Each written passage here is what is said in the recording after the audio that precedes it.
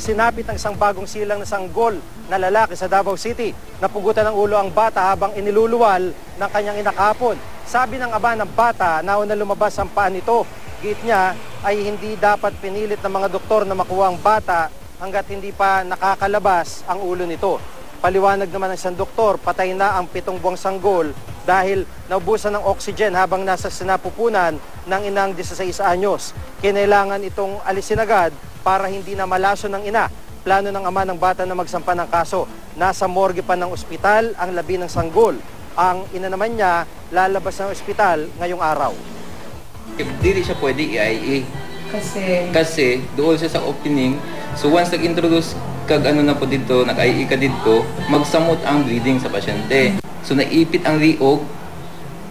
So since naipit ang riog, katon na humok naman sa tungod na patay ang baby, putol ang ulo. So nabili ng ulo sa sulod. So ay na lang ang kasuan. Pay na lang ko kasi. Okay.